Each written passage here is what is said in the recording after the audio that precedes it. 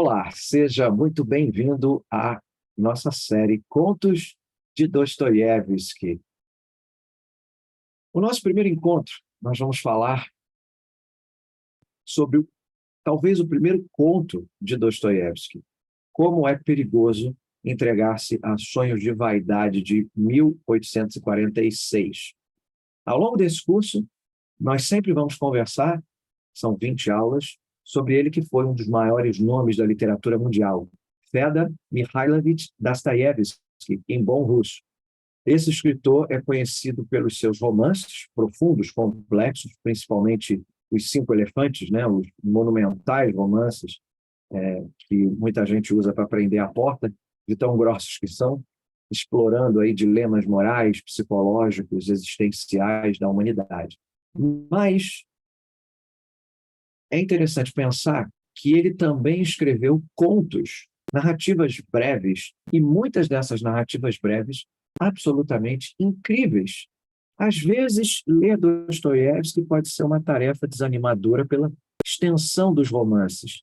Quem quer encarar um crime e castigo logo de primeira, né? Quem quer encarar o idiota, o adolescente, são textos extensos, mas, de repente, um caminho de entrada para essa literatura, a literatura de Dostoiévski, possa ser os seus contos, ou melhor, as suas narrativas breves, com fases, com estilo e elementos literários que vão aparecer de forma incendiária, elementar, germinal, e depois vão florescer tanto na sua literatura de narrativas longas, como novelas, romances, mas também na sua narrativa curta, narrativa breve, correlacionando sempre que possível a biografia e a obra desse escritor. Então, nós vamos levar em conta aqui somente contos, ou pelo menos, para ser mais justo, narrativas breves e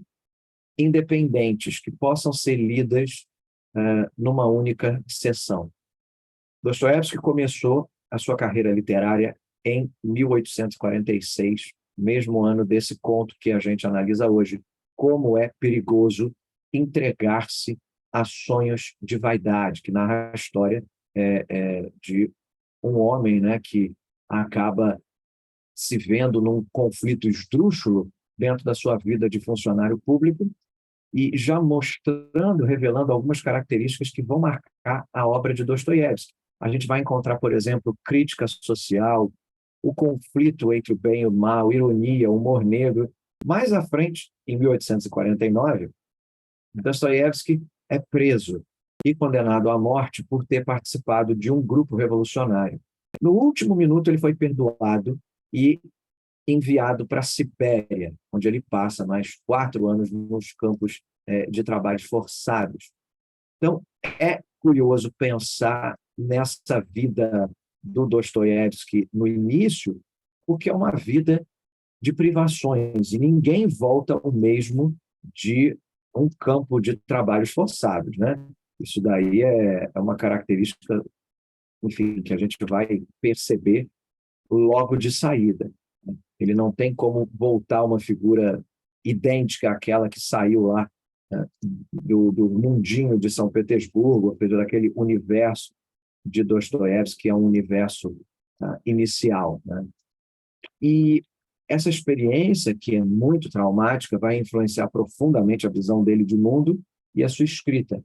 E quando ele volta da Sibéria, ele vai publicar alguns contos nas suas memórias, incluindo aí, por exemplo, O Crocodilo, O Sonho do Homem Ridículo, O Ladrão Honrado, que são contos que falam de uma cabeça, de uma mentalidade algo mais madura, nós podemos dizer, ou mais vivida desse Dostoiévski depois de um período de muita dificuldade que ele viveu, né, nesse campo de trabalhos forçados.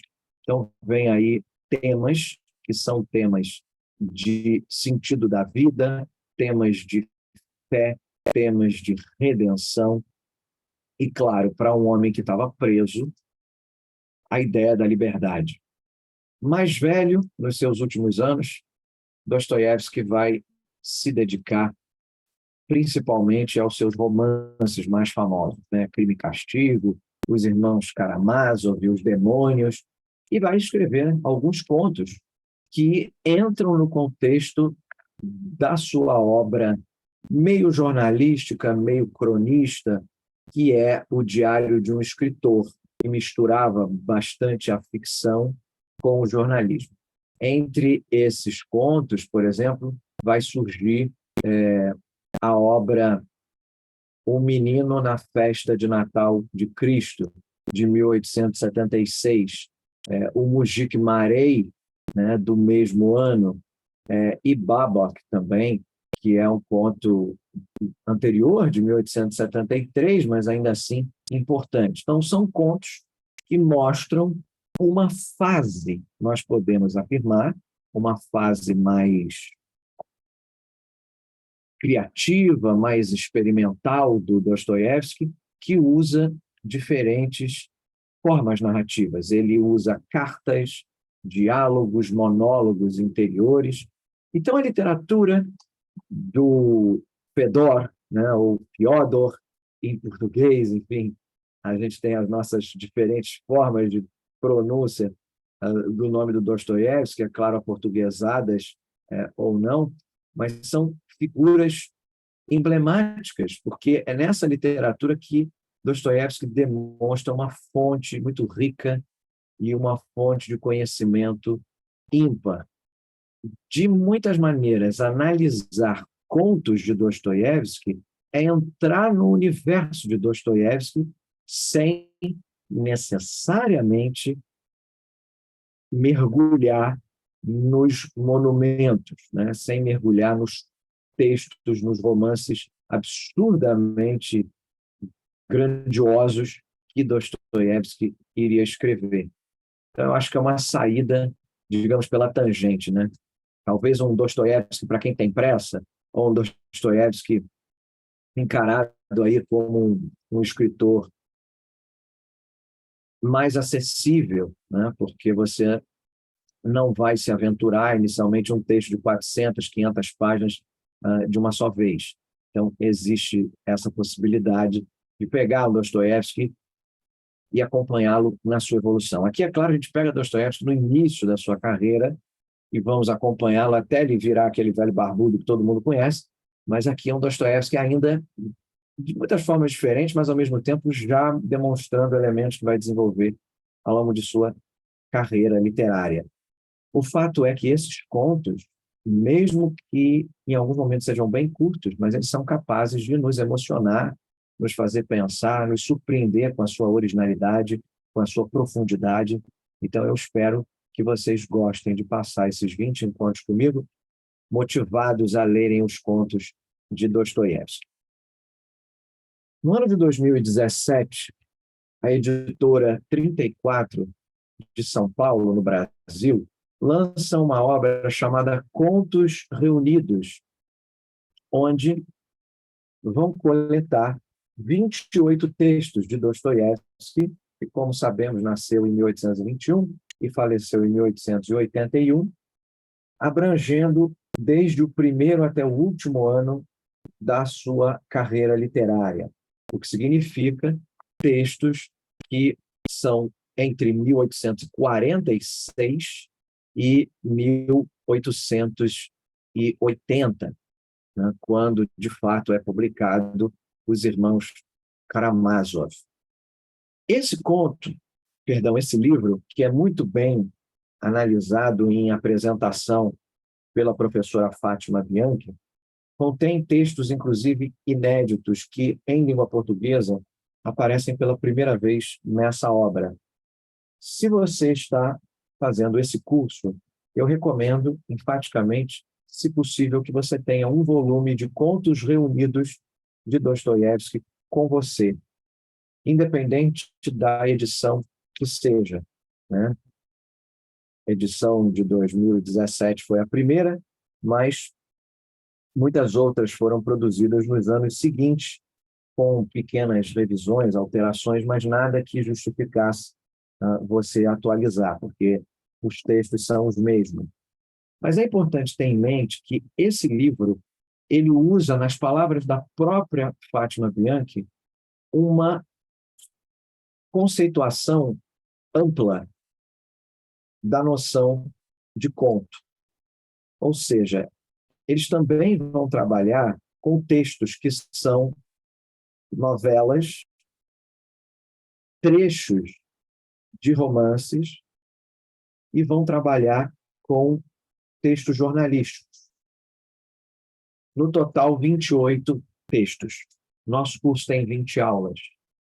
Então, é necessário, em vez de seguir à risca a escolha ampla do conceito maior do que seria um conto, incluindo novelas e etc., reduzir isso para 20 encontros, fazendo, portanto, 20 leituras. Como foi feita essa seleção? O mais simples era excluir textos que nós já analisamos em outros cursos, porque aí permite a você a opção de adentrar ainda mais no texto de Dostoiévski, aprendendo com outras séries nossas. Então, nominalmente, o nosso curso, Rindo com Dostoiévski, analisa vários textos que estão incluídos nessa coletânea intitulada Contos Reunidos. Esses textos foram excluídos desse curso, porque lá já são analisados. Além disso, algumas novelas também foram excluídas, e outros textos que estão na fronteira entre a novela e o conto também foram excluídos.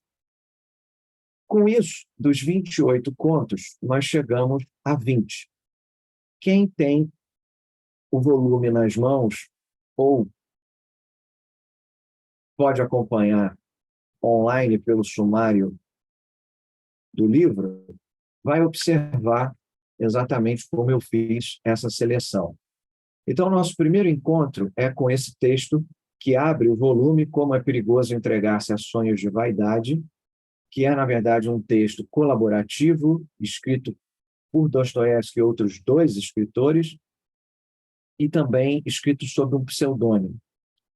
Na sequência, nosso segundo texto, seguindo a própria linha do livro, é o Senhor Prochatsky, que para muitos especialistas é o primeiro conto de Dostoiévski, porque seria um texto onde ele escreveria sozinho, apesar de ter algumas teorias que atribuem ou uma escrita aos seus amigos também no Senhor Prochatsky.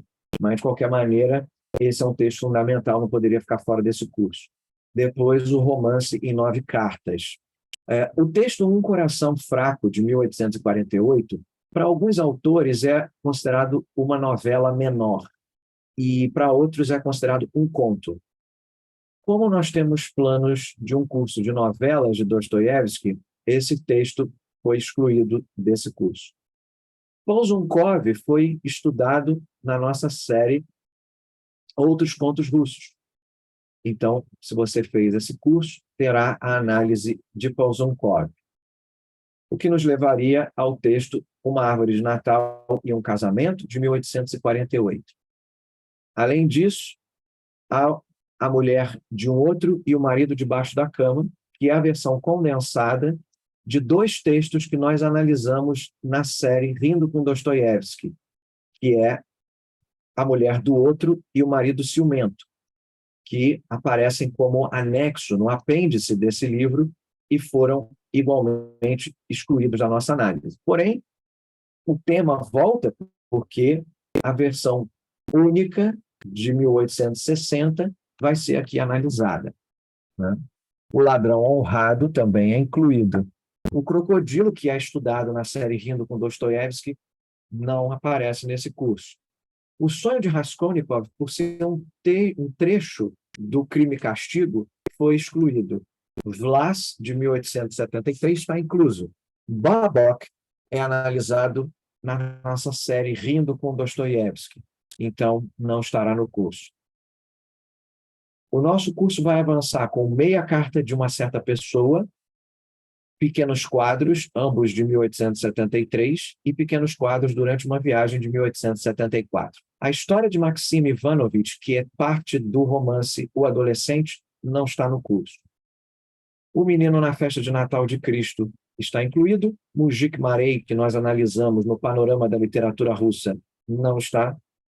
Mas a sequência de textos do Diário de um Escritor, de 1876, composta por A Mulher de 100 Anos, O Paradoxalista, Dois Suicídios e O Veredito estão no curso. A novela Adócio, não. Uma História de Vida Infantil, sim, do mesmo ano, de 1876. O Sonho de um Homem Ridículo não está no curso, para desespero de muitos que poderiam pensar que seria uma inclusão obrigatória. Eu quero mostrar que, na verdade, trabalhar com textos de contos ou narrativas curtas dos últimos anos de Dostoiévski é mais relevante do que chover no molhado em obras que já foram a exaustão analisadas. Isso não quer dizer que esses textos vão deixar de ser analisados. Já explico. Na sequência, Plano para uma novela de acusação da vida contemporânea, de 1877, e O Tritão, de 1878. Há uma necessidade, pela própria inclusão do livro, de fazer o apêndice, de mudar a sequência das obras e analisar, antes de chegar no final, ainda no começo do curso, a História de um Homem Vivido, de 1848, e da Movai, que é, na verdade, um papel, partes de um texto que Dostoiévski estava compondo e foi encontrado no seu leito de morte. Então, esses textos vão ser analisados já nas primeiras aulas, porque são de 1848, ou seja, já dos primeiros anos do trabalho de Dostoiévski, né? Como eu disse, não há perdas, porque o que foi excluído ou já foi analisado em outras séries ou será analisado no curso Novelas de Dostoiévski. Então, é importante ter em mente que não há um desespero em se perder alguma coisa. E, seja como for, as escolhas foram todas feitas no intuito de preservar as três fases de Dostoiévski como contista, e assim oferecer para o aluno um panorama da literatura de Dostoiévski, usando como fundamento o princípio do conto. Isso vai estar garantido, independente das eventuais exclusões. No final da obra, há uma sinopse que traz, de forma cronológica, a vida de Dostoiévski. Nos interessa, até esse ponto, acompanhar o avanço do curso, tendo em mente essa cronologia. Como vez ou outra a gente vai partir do pressuposto que vocês já têm informações sobre a biografia do Dostoiévski, essa cronologia pode ser relevante de ter em mente. Então, aqui, no final do volume, apresenta-se o fato de Dostoiévski ter nascido em Moscou, no Hospital Mariinsky, em 1821, onde o pai trabalhava e para onde a mãe, junto com a família, se mudara em 1823, que ele era o segundo de 7 irmãos. O pai era médico militar, Mikhail Andreevich Dostoiévski, com uma origem remontando à nobreza lituana, e que depois entra para uma empobrecida classe sacerdotal, e o pai rompera com a família para seguir carreira militar e recebe, 10 anos depois, na verdade, 7 anos depois do nascimento do pequeno Dostô, ele recebe um título de nobreza por mérito e adquire uma propriedade rural em Darovoi, que fica a 170 quilômetros a sudoeste de Moscou, onde a família passa os verões. Em 1834, Fyodor e o seu irmão Mikhail entram num regime de semi-internato no Liceu Tchermak, que tem um dos melhores professores de Moscou. Em 1837, a mãe de Dostoiévski morre vítima de tuberculose e o jovem Dostô, com seu irmão Mikhail, vão para o internato Kastamarav, em São Petersburgo, para se prepararem para a Escola Superior de Engenharia Militar. Dostoiévski começa esse curso em 1838, com quem conhece o escritor Dmitri Grigorovich, com quem ele vai escrever colaborativamente o texto desse nosso primeiro encontro. Em Darova, em 1839, o pai morre assassinado, supostamente pelos próprios servos. Dostoiévski segue estudando na escola de engenharia. Em 1841, Dostoiévski já começa a ler trechos de dramas históricos que ele rabiscava com temáticas como Maria Stuart e Boris Godunov. Ele falava com grande fervor da sua paixão pela obra de Schiller. Infelizmente, nada dessa época, desses rudimentos literários de Dostoiévski, sobreviveu.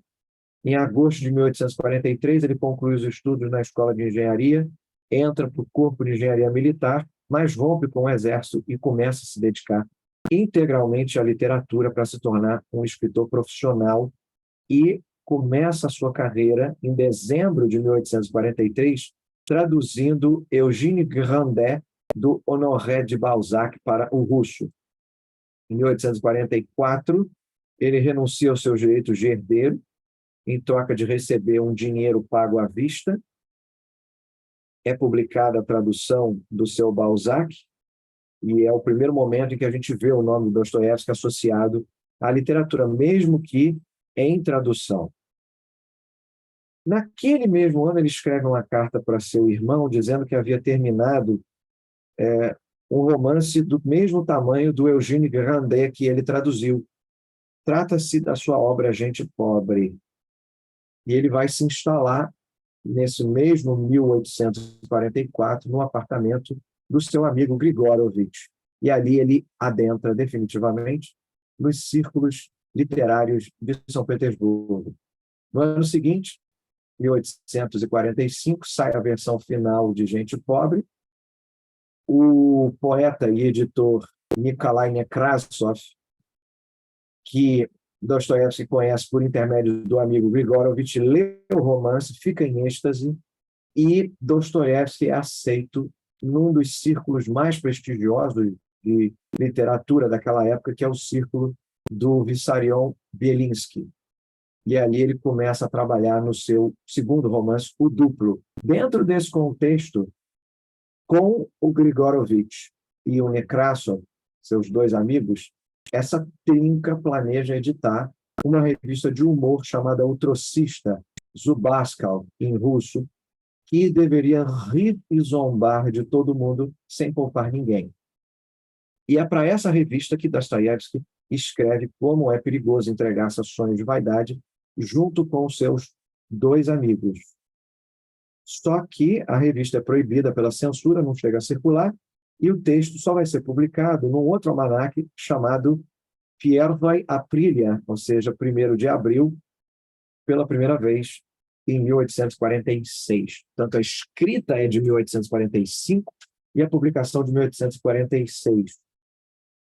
Então eu quero ir aos poucos acompanhando com vocês essa cronologia do Dostoiévski. Então, até esse ponto, não nos interessa nada além de 1846.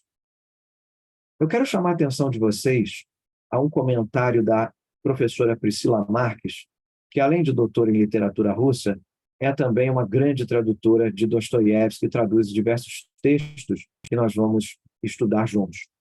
Ela lembra, num artigo publicado nos Estados Unidos, que, aspas, a literatura russa do século XIX em geral e a prosa de Dostoiévski em particular é povoada por uma série de tipos. Esses tipos dos quais a professora Priscila Marques fala, muito nos interessam. Vamos falar desses tipos. Alguns talvez vocês já conhecem, o chamado pequeno homem russo, né? O Malenki Человек. O Malenki Человек, o pequeno homem, é uma tipologia literária que várias vezes a gente cita nos nossos cursos de literatura russa. Um outro tipo é o homem supérfluo, né? O Litny Человек, né? Ou então o sonhador, que é o Mechtatel. Então, são essas figuras que aparecem na literatura russa do século XIX, e no meio dessa galeria, diz a Priscila, de personagens dostoiévskianos, é possível destacar uma figura inusitada, mas muito interessante, e ela chama portanto, não há um consenso, não são todos que vão concordar ou que vão chamar assim, mas ela chama do dandy vaidoso. O dandy vaidoso seria uma figura de origem aristocrática, um alto funcionário que, apesar do seu orgulho e posição social elevada, acaba se envolvendo em uma situação ridícula, esdrúxula e vexatória.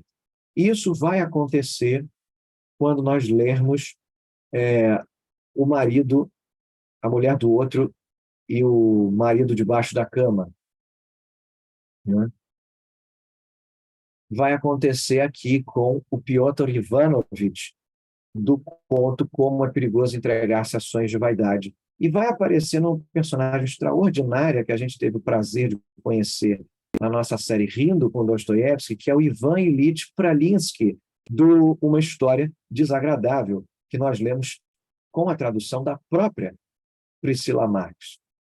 Então, se você quiser, de fato, adentrar nesse universo dos textos e fazer um complemento a essa série, eu exorto enfaticamente que você se inscreva na nossa série Rindo com Dostoiévski ou que aprecie as aulas de Dostoiévski dos cursos outros contos russos e, principalmente, Panorama da Literatura Russa, onde a gente faz, de fato, um mini curso dentro do curso sobre Dostoiévski.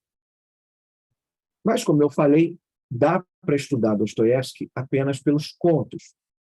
E essa literatura, vista por contos, é uma forma de conhecer a evolução do pensamento de Dostoiévski, a evolução da sua arte ao longo da sua vida. Se você usar o conceito amplo de contos, incluindo quase todas as narrativas breves do Dostoiévski, você chega a um número próximo de 30, né, desde o início da sua carreira até os últimos anos da sua existência.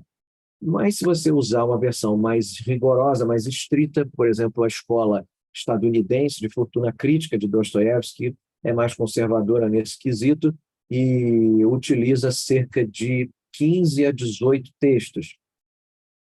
Seja como for, você consegue refletir ali as mudanças que ocorreram na biografia do Dostoiévski no contexto literário, no contexto histórico, no contexto, claro, cultural também. Os contos de Dostoiévski, eles vão refletir a sua visão crítica da sociedade russa do século XIX, marcada pela pobreza, pela corrupção, pelo niilismo, pela crise espiritual. Você vai ver aqui comigo que os contos de Dostoiévski revelam aspectos da sua própria biografia, a sua experiência na prisão na Sibéria, a sua epilepsia, seu envolvimento com o jornalismo, a religiosidade de Dostoiévski. Então, os contos, eles podem ser de uma forma bem ampla, e é importante entender isso logo aqui no primeiro encontro, eles podem ser divididos para fins didáticos em 3 fases principais. A primeira iria de 1846 até 1849, que é caracterizada pelo realismo social e pela influência de Gogol. A segunda fase, que vai de 1859 até 1866, que é marcada pelo aprofundamento psicológico e pela abordagem de temas existenciais, e uma terceira fase que vai de 1873 até 1877, 78, que é dominada pela publicação de textos ficcionais que depois vão compor os volumes que nós conhecemos hoje como Diário de um Escritor. Ali há um forte teor moral e filosófico. Então, pensem sempre com essa visão de pássaro, esse olhar de águia visto de cima, que os contos de Dostoiévski têm um estilo original, um estilo inovador, que vai combinar diferentes gêneros, portanto, que é difícil você distinguir o que é conto realmente do que não é, né? Então, há uma fluidez de gênero, de vozes narrativas, de planos temporais e também espaciais. Então, há muita polifonia no texto de Dostoiévski, há muito dialogismo, e esses textos exploram elementos literários que muita gente fica surpresa quando estuda pela primeira vez. Por exemplo, o humor. Foi justo baseado nisso que surgiu a ideia na nossa série Rindo com Dostoiévski. Há um humor um humor negro, um certo grotesco, que é inspirado, sem dúvida, em Gogol. O elemento do fantástico, do simbolismo, do paradoxo, da ironia, que vai tentar retratar a complexidade e a contradição da natureza humana. Então, só para reforçar e para que você tenha isso, né, consigo, em termos de reflexão, a primeira fase nós estamos chamando de o realismo social. O primeiro momento da arte do Dostoiévski, nós vamos alcunhar de realismo social. Vamos incluir sob essa visão, sob essa imagem do realismo social. E como é que é essa fase? É de contos marcados pelo realismo e pela crítica às condições de vida dos pobres e dos oprimidos que viviam na Rússia no século XIX. Nós temos aqui obras como O Senhor Prochatsky, de 1846, né? O Sonho do Homem Ridículo, de 48, até o próprio Crocodilo também pode entrar, segundo alguns, nessa fase, onde Dostoiévski retrata personagens que são marginalizados, são solitários, vivem angustiados, sofrem com a miséria, com a injustiça e com essa alienação. Esses primeiros textos que nós vamos estudar, é nítido que Dostoiévski usa um estilo simples, um estilo direto, um estilo irônico e com um tom de sátira muito forte, com esse humor negro bastante presente. Na primeira fase da obra de Dostoiévski, que compreende aí 1846 até 1849, quando ele publica seus primeiros contos, suas primeiras novelas, influenciado pelo realismo social do Nikolai Gogol e também pelos movimentos dos naturalistas russos. Então, ele vai mostrar ali os mais pobres, os humilhados, os ofendidos, para brincar com o título do romance dele, né? Aquelas figuras marginalizadas que são, de muitas formas, os doentes da sociedade czarista, né? Então, aqui nesse conto, como é perigoso entregar ações de vaidade, nós vemos esse funcionário público que ele tem sonhos, ele quer ser herói, ele quer ser muita coisa, mas ele acaba se envolvendo numa situação que é ridícula, que é trágica. O senhor Prochatsky, que nós vamos encontrar no nosso próximo encontro, é um texto que fala da vida miserável e solitária de um funcionário público velho que acumula dinheiro sem ter nenhum propósito, até que vem algo inesperado que muda o seu ritmo, né? Um romance de 9 cartas, que compõe a nossa terceira aula, um conto epistolar que fala dos sentimentos contraditórios de dois amigos que se apaixonam pela mesma mulher, que é uma jovem viúva, que esconde um segredo, enfim. Há também aí o texto Uma Árvore de Natal e um Casamento, que também está no curso, né? Então, eu já estou falando aqui das 4 primeiras aulas que nós vamos ver. É um ponto irônico que mostra a hipocrisia, mostra a crueldade da alta sociedade russa, através do olhar de um narrador que presencia uma festa infantil e um casamento arranjado, né? Mais à frente vem aí o Ladrão Honrado, que é um conto que apresenta o tema do duplo, que é muito recorrente na obra de Dostoiévski, que fala da história de um homem honesto que é confundido com um ladrão e acaba se tornando um ladrão, né? Então, essa seria mais ou menos a primeira fase de Dostoiévski. A segunda fase, nós estamos chamando de existencialismo cristão, né? É o período de 1860 até 1871, onde ele retoma a sua atividade literária após passar 10 anos preso e exilado na Sibéria. E nessa fase ele se afasta do realismo social, né? Os anos em que ele se envolve nos grupos revolucionários e depois vai para a Sibéria, ele se aproxima mais do existencialismo cristão, abordando temas como o livre-arbítrio, culpa, arrependimento, redenção e fé. Não que isso não exista, e hoje nós vamos ver que sim, nesse próprio primeiro texto já temos isso, mas ele não é predominante, ele vai se tornar predominante na segunda fase. E alguns exemplos está aí, O Sonho do Homem Ridículo, de 77, que é um conto filosófico que narra a experiência sobrenatural do homem que decide se matar, mas é impedido por uma menina que pede ajuda dele, e ele adormece e sonha que viaja para outro planeta, onde ele encontra uma humanidade perfeita e inocente, mas acaba corrompendo essa sociedade com o seu pecado. Segundo alguns estudiosos, o Crocodilo não seria da primeira, mas dessa segunda fase, porque é uma sátira política de uma verve muito intensa, falando de um funcionário público que é engolido por um crocodilo numa exposição científica, mas fica ali vivo do animal, de dentro do corpo do animal, e despacha de dentro desse corpo. A gente riu muito com Dostoiévski analisando o crocodilo na nossa série Rindo com Dostoiévski. Essa segunda fase, muito influenciada pelo exílio na Sibéria, ele passa 4 anos nos campos de trabalho forçado e 6 anos no serviço militar, então ele entra nessa linha mais psicológica, né? Falando de redenção, arrependimento, livre-arbítrio. E tem também, claro, os Memórias do Subsolo, de 64, é dessa época, né? O Baba, que é dessa época. Então, são obras em que as personagens vão se tornando mais complexas, mais conflituosas, se debatendo ali entre o bem e o mal, a razão e a emoção, a fé e a dúvida. O estilo se torna mais elaborado, mais introspectivo, mais dialógico, e se vê uma ironia e um sarcasmo mais refinado. A terceira e última fase, nós chamamos de moralismo filosófico, né? Porque são textos da sua maturidade artística, ele já consagrado como um dos maiores escritores da literatura mundial, ele se dedica a temas mais universais, mais filosóficos, ele fala de amor, fala de morte, fala de liberdade, fala de destino. Então, é dessa época, por exemplo, O Eterno Marido, né?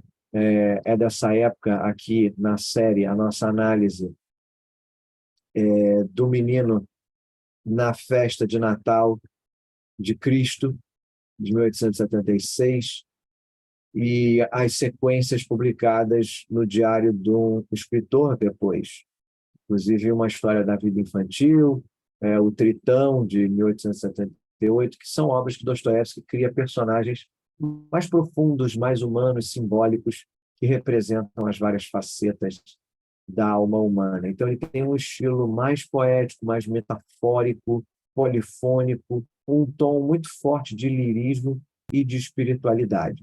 Então, eu acredito que com essa introdução tenha ficado nítido que a literatura de Dostoiévski, através dos contos, não é menos complexa e não revela menos coisas. Muito pelo contrário, ela vai revelar mais sobre a riqueza da obra do Dostoiévski, vai revelar mais sobre o seu universo, né, sobre a sua diversidade, abrangendo aí temas e estilos os mais variados possível que vão surgir na sua obra.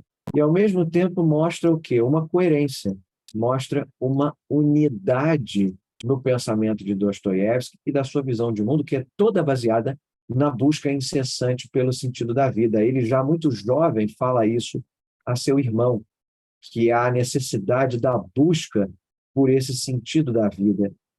E ele mergulha, ele se chafunda dentro da ideia que é a dignidade do ser humano e tentar entender isso, né?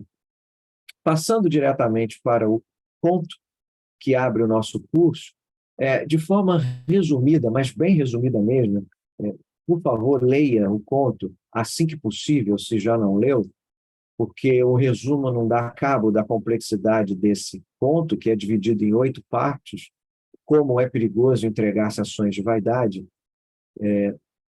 Esse é um conto que fala, bem basicamente, de um personagem chamado Piotr Ivanovich, que vai aparecer em outros textos, e é um funcionário público que passa grande parte do tempo sonhando, literalmente, com uma vida de riqueza, uma vida de poder.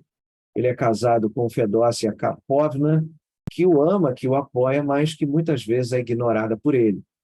E ele narra que um dia, enquanto sonhava em casa, um ladrão entra na sua casa e ele acorda. O sonho dele é interrompido por esse ladrão. Tem também detalhes sobre o sonho dele, mas só para resumir, ele acorda, ele tenta perseguir esse ladrão e, no meio da perseguição, praticamente em trajes menores, só jogou um capote por cima.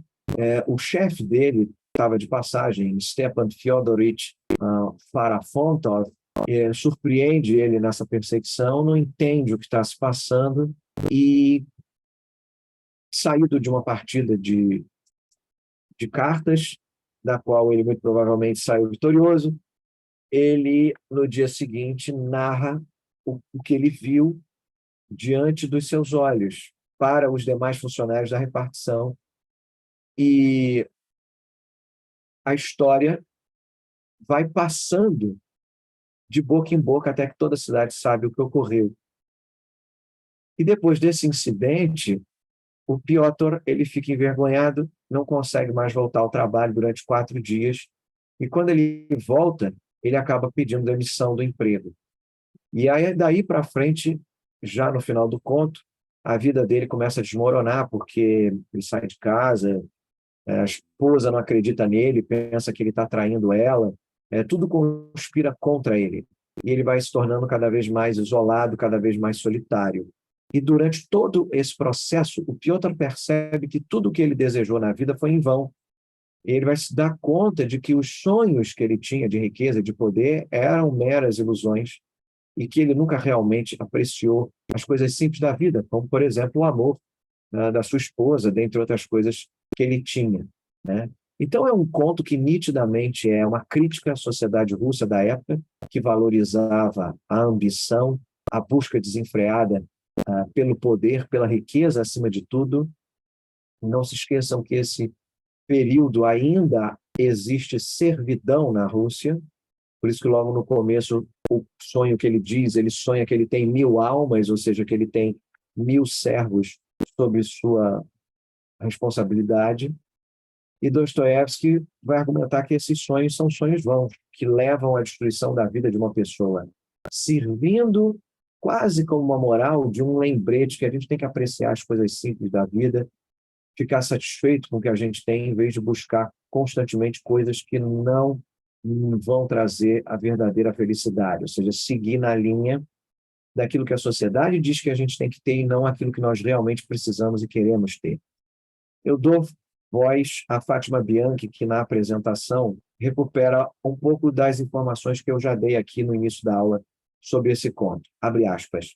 De sua produção inicial, uma boa parte estava relacionada à atividade jornalística, a qual, deve-se observar, Dostoiévski se entregou de corpo e alma do início ao fim de sua vida, não apenas extraindo dela matéria para contos e romances, mas ensaiando vozes, temas e formas narrativas num verdadeiro laboratório de criação.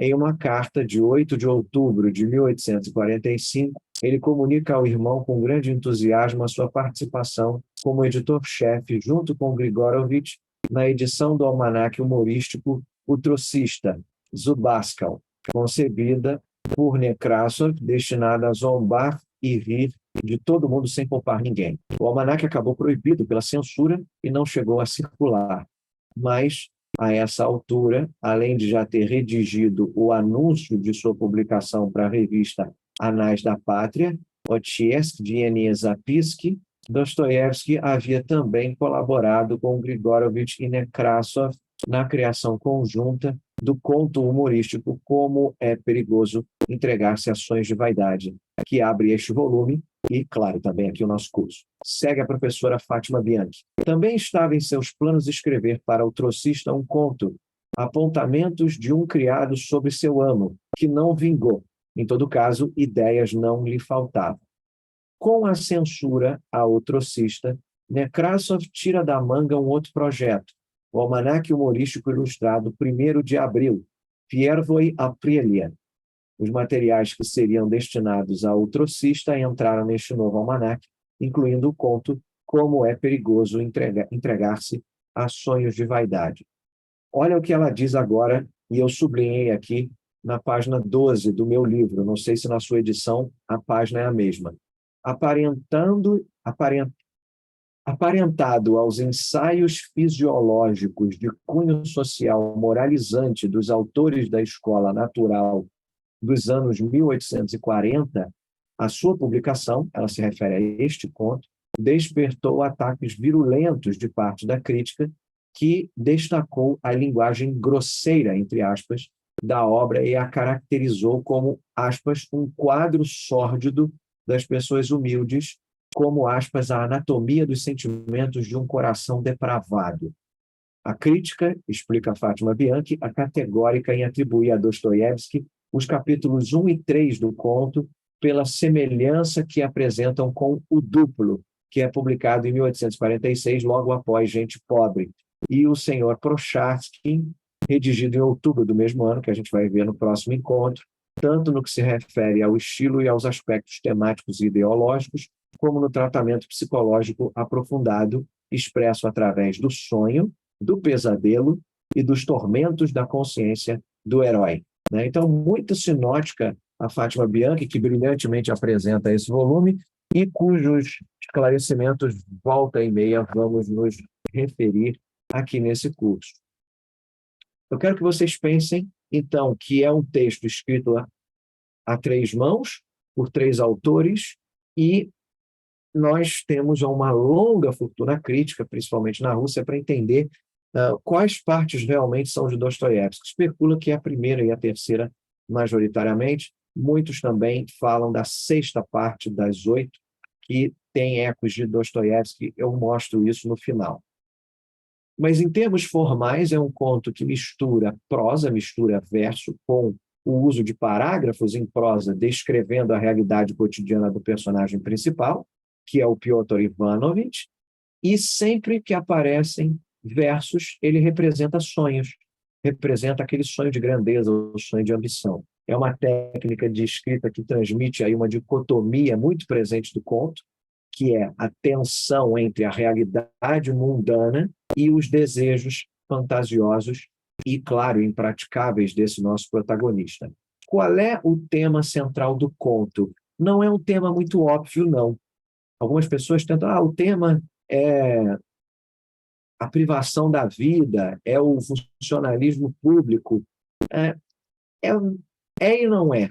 Nós devemos dizer que o tema central aqui seria a perda de identidade. É o fracasso que é decorrente da busca obsessiva por ambição, né, do status social.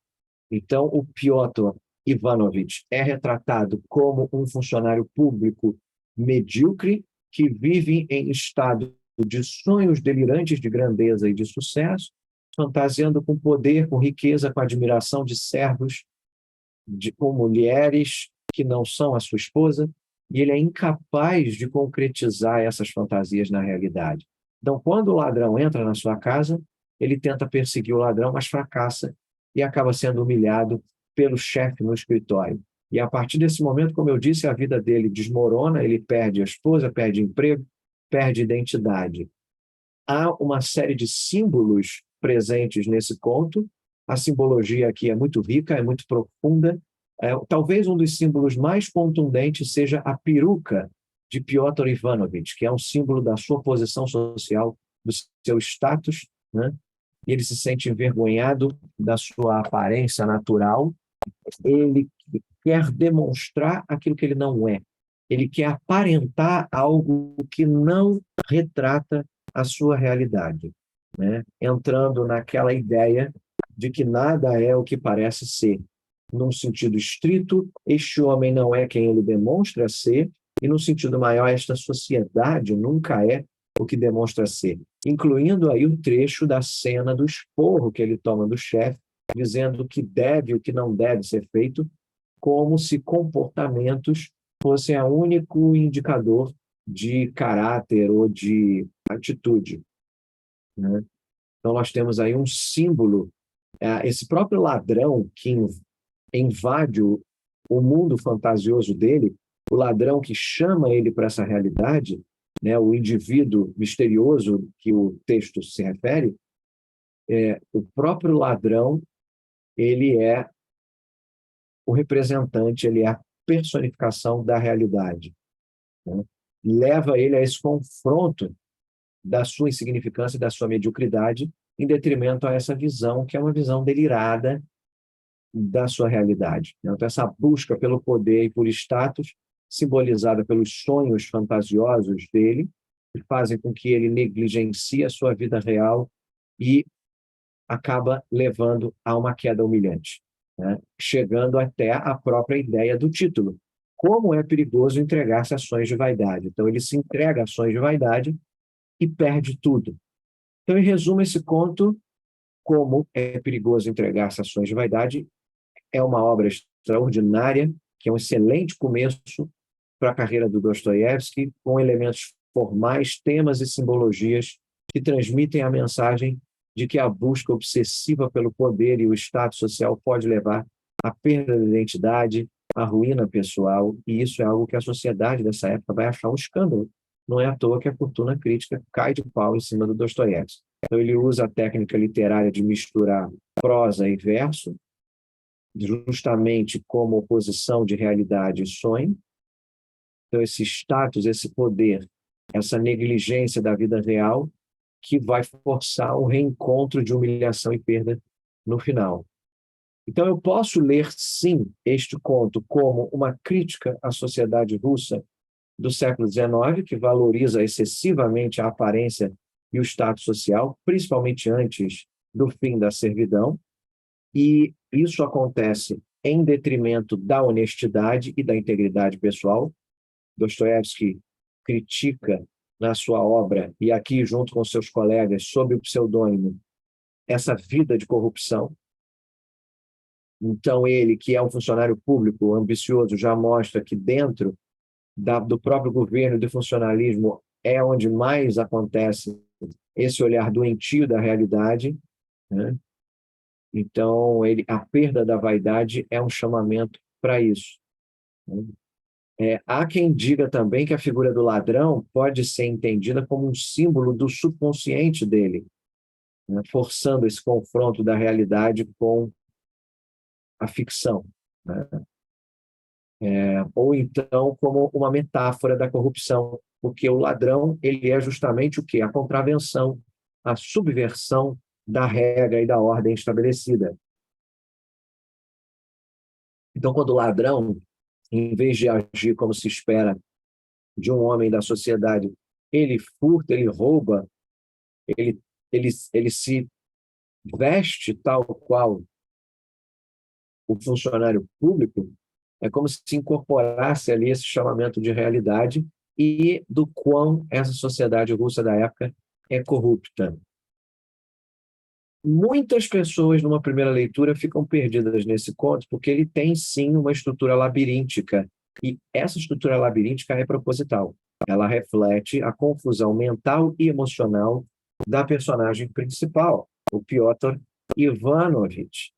Então, misturar prosa, misturar verso, alternar a descrição detalhada das coisas com momentos de uma síntese objetiva alucinante, contribui para essa sensação de desorientação e de equilíbrio que não deve, no entanto, nos deixar abatidos. Vamos insistir e persistir com esse texto. Mas eu acredito que há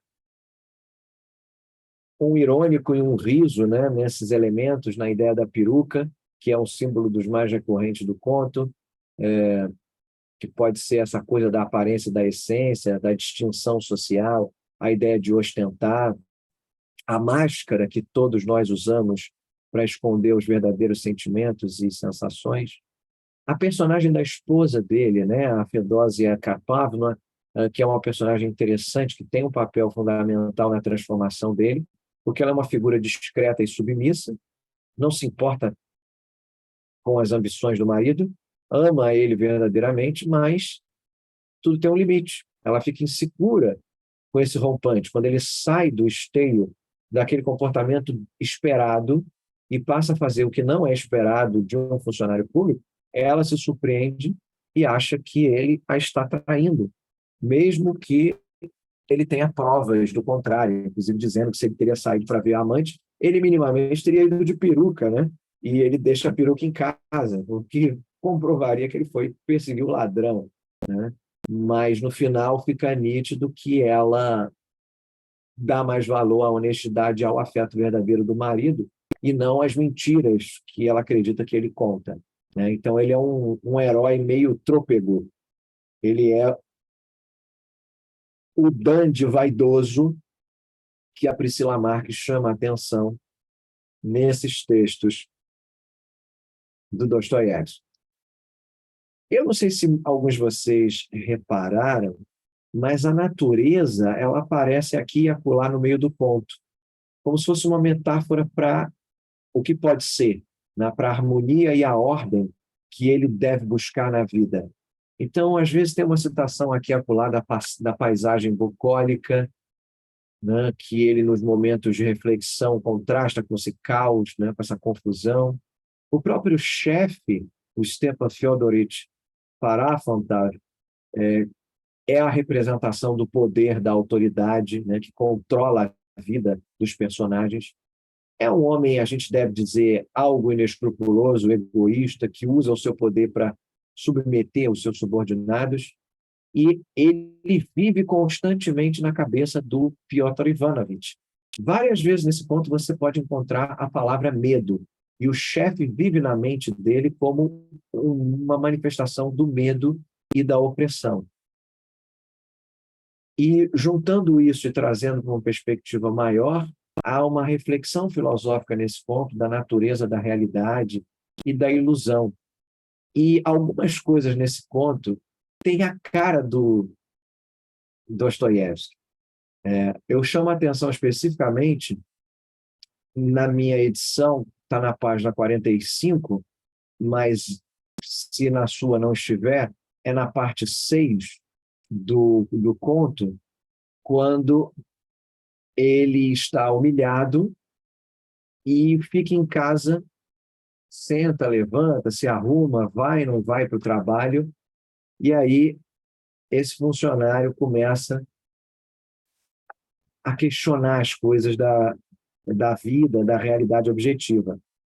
E há um trecho que, como eu disse, é a cara do Dostoiévski, é assim um daqueles momentos, assim, se não foi o Dostoiévski que escreveu pelo menos essa frase, não sei quem mais poderia ter escrito, né? Porque é típico da literatura do Dostoiévski.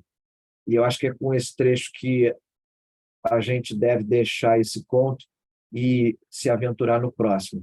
É quando ele diz assim, abre aspas, empregou 3 dias para curar os diversos machucados e manchas azuis e para se assegurar de que era benéfica a decisão de não desanimar, lembrar-se de que as provações que nos são enviadas neste vale de lágrimas servem para elevar a coragem espiritual e que o homem não necessariamente e que o homem não necessitaria de uma alma imortal caso se aniquilasse e sucumbisse à infelicidade. Eu repito, né? Servem para elevar a coragem espiritual e lembrar que o homem não necessitaria de uma alma imortal caso se aniquilasse e sucumbisse à infelicidade. No 4º dia, decidiu-se a ir ao trabalho, né? E é assim que ele cita de onde vem o ímpeto que faz com que mesmo aquele homem, aquele dandy vaidoso que se tornou o homem pequeno, né, o Malin Tchelaviek, ele deve crescer novamente, mas não nas coisas do mundo, mas sim nas coisas do espírito, nas coisas da alma. Isso é Dostoiévski na veia, já logo aqui, na sua primeira incursão colaborativa na literatura e já no nosso primeiro conto do curso.